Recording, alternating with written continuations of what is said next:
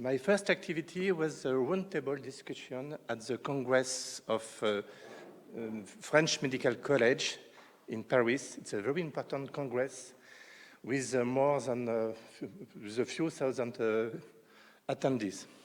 And we have a working group of 90 minutes about CME CPD. And in audience, we have 5 representatives from UMO. Henri Feinegen, myself, Daniel Wilmer, Dr. Jean Drovel, and Dr. Jean-Pierre Jacquet. We have also in this work group the head of the study and watch mission of the CPD National Agency, Dr. Anne Depeigne, and the chief of CPD in France, Dr. Michel Lenoir-Salfati. And we have in the audience many young doctors. The majority of attendees were young doctors from 12 countries, and 1 participant from Australia.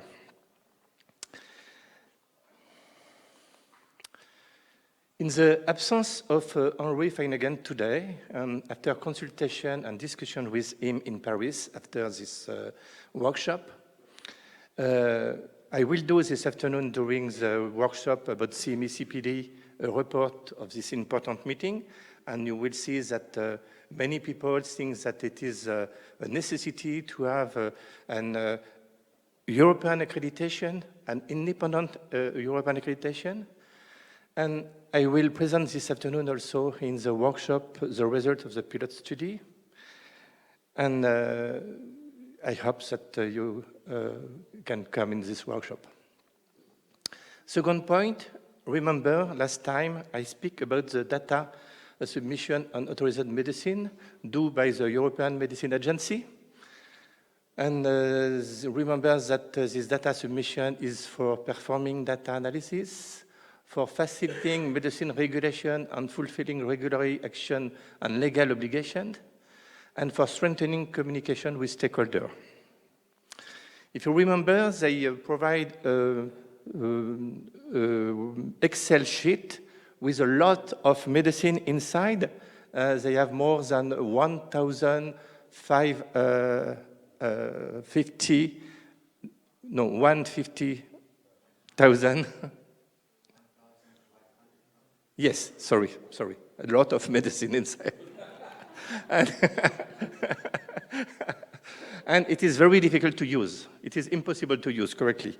Then I propose a very easy tool like this. For example, I want to know about amlodipine in Spain. I have the list of medicine containing amlodipine in Spain. And if I click on one specialty, I have the model, the full model, with the provider, with the system when we have some problem, with the number of telephone. It's very easy to use. Then, on the 10th of May, I have a meeting with Ivana Silva and the responsible of Article 57. And they find this tool very powerful and interesting, but now they can't offer on the website of EMA because they don't use FileMaker and they must continue to use Excel sheet. But we stay in touch to discuss again, and they say that we can use this tool as an UMO production, allowing easy use for all of GP in Europe. But if we want to use this tool, to put this tool on the website, we must precise explanation of the use and limits of use of this tool. We are not allowed to use the agency logo, and we must cite the source of the base. And after this meeting, they say that they are very grateful for various collaboration with UMO. Third point, I was observer, and Daniel speak about this, in 2 meetings of health technology assessment. The first meeting was on the 16th January in Brussels. The second meeting was on the 21st of March, and I don't give the details because Daniel speak about the details of these 2 meetings. I was observer also in UNETA at Amsterdam on the 10th of April. And in this UNETA forum, I like this workshop in this afternoon, bridging UNETA on healthcare provider, and Daniel was the facilitator. And what I can say after this three sessions as observer in HTA system and UNETA. I want first to thank Daniel for the intensive work he do in HTA network, very intensive work. And after observation in this three meeting, I am convinced of 2 points.